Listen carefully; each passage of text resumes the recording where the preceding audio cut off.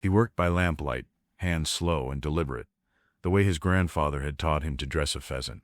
No wasted motion, no straight trace left behind. River water darkened the grain of the pine floor under his boots in a constellation of cooling spots.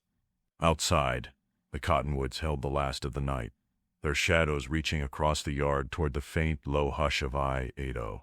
He folded the neoprene along its seams and felt the stubborn memory in the material, the shape of a body still warm within it. The lodge smelled like cedar and oil and an old campfire baked into beams. He preferred it that way. It made the world small.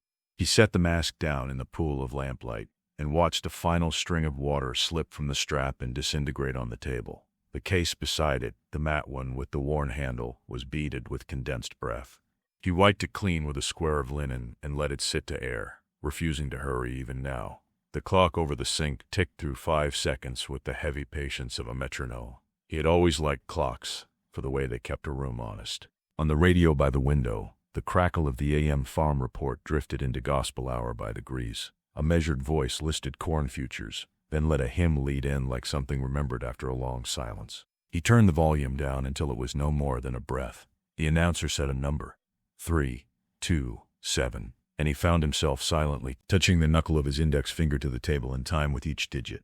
Habit, not faith. Counting calmed the room. He opened the cedar chest with the heel of his hand. The hinges complained. They always did.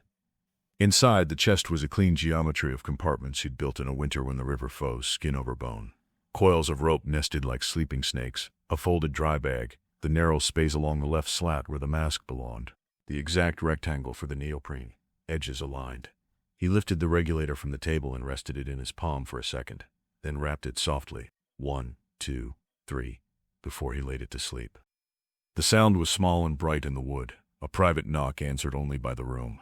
The first time he had learned what quiet the river could give him, it had been a mercy. Sirens, shouting, the blunt panic of a scene, all of it drowned at 4 feet, 2 if the current took the sound away. Down there, time was not something that pushed at your back. It loosened and let you breathe around whatever followed you in. He washed his hands in the kitchen sink until the water ran clear and cold enough to erase feeling, then stepped out onto the porch. The air was a skin on his face. The sky had not yet decided to be morning. From here, the Platte curved in a wide, glassed-over sweep, remembering snowmelt and floodplain, and the soft places where sand gave way under a footstep. Cottonwoods made their old river talk in the wind, leaf against leaf. It made a little halo in the lamplight, and for a second he could see his own thumbprint in the shine.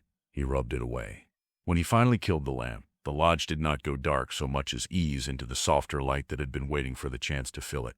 He stood there until his eyes found the shape of the cedar chest, the rectangle penciled on the table where the case had sat, the tenderness in all of it. He had often wondered if the quiet he found underwater lived anywhere on land. He supposed this room came close. He slept lightly on the old couch, a habit from nights on call in Holdredge when he learned to be awake without breaking rest. In the gray before dawn, the railroad spoke once, twice, the long, low mourning of freight moving through Phelps County. He dreamed for a moment of cottonwoods with lungs. By the time the sky had bruised itself into blue, he was in the truck with the radio turned low and the heater doing its best against the prairie chill that comes up from the ground. He backed down the ruttered lane as he always did, careful in the mirror, tires bumping over the memory of last year's flood debris. He paused where the cottonwoods opened and looked for a long breath at the water. The river did not look back.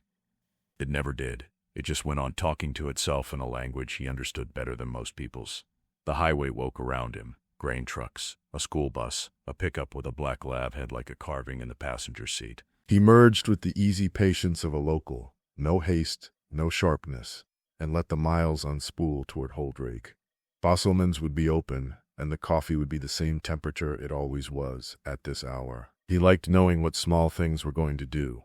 At the pump and pantry, the fluorescent lights made morning whether it wanted it or not. He nodded to the clerk who traded overnights for early shifts and filled his cup. The stainless mug had the dive unit's name scuffed nearly into ghost letters. He paid exact and set 1 coin down beyond the total without looking at it. The clerk said something about the wind. He agreed and made a sound that could have been a laugh if he were generous. "You boys staying busy this season?" the clerk asked, counting the register with the slow precision of someone who'd done it 1,000 times. "River's up," he said. It wasn't untrue. Makes folks nervous. The clerk nodded, already turning toward the coffee machine's next customer. Well, you keep 'em safe out there. He lifted the mug in a small salute and stepped back into the cold. The conversation had the weight of ritual to it, the same exchange they'd had through 3 seasons of high water and drought. The clerk never asked his name, and he never offered it. Some things were better left simple. When he pulled out, he caught himself checking the flood gauge on the way toward Burlington Street. It had been high last week, higher than usual for October. The way a river holds a number in its body fascinated him, the way it carried the memory of rain that had fallen 2 counties upstream. He could not sing along to the radio, though the hymn was one his grandmother had hummed while hanging wash. He rarely did. He counted.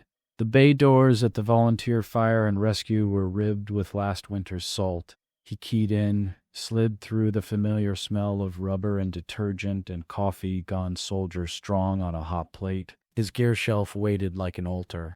He placed the mug on the steel workbench, wiped a ring of condensation away with his thumb, and ran his palm once along the coil of rope to lay it flatter. The loop at the end sat like a question mark. He'd tied it that way since he was 19. He didn't recall where he learned it. It felt like something the hands had always known before the head did. Early, as usual, Rhea said from somewhere behind the ambulance. Her voice carried the burr of sleep being forced to behave. Couldn't rest, he said. It wasn't untrue.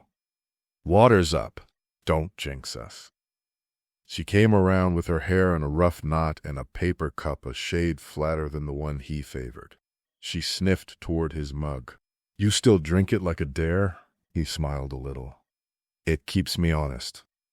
She leaned a hip against the bench and watched him for a beat, the way partners do when the morning needs to decide what kind of day it is going to be. You humming church again? Farm report, she said, rolled into gospel. She took a sip and glanced at the rope, the way it lay. You and your neat lines. Lines save time, he said. The words came out easier than most. They sounded like wisdom and cost him nothing. She checked the radio, gave a satisfied click when it answered her, and wandered off toward her checklist. He stayed another minute at the bench, straightening what did not need straightening. Outside, a squad car murmured past on Burlington, and he could feel, even through the building, the shift of the town waking up. The sirens later would cut this soft cloth to ribbons. For now, the bay was a held breath. Dispatch crackled on, Sheila's voice made small by the speaker. Routine transfers, a call about a stranded motorist on a side road slicked from last night's dew. He listened to the room absorb each syllable and let his own breath follow their pattern. The river's pattern was kinder. It asked only that you be as quiet as it needed you to be. Under it, the body remembered how to be nothing but lungs and patience, and the slow counting of a heart dot. He checked his phone without really seeing the screen, then set it face down under the bench light. The morning stretched ahead of them like an unspoken promise. When the page came, if it came, it would come in the middle of something ordinary. A line snapped in a hymn, a sentence interrupted mid-now. He would step into motion the way he stepped into water, one breath at a time, every gesture part of a ritual that made a kind of sense. Out of chaos, the Platte is patient. That was its trick. That was its grace. And if you let it, it would carry you all the way home.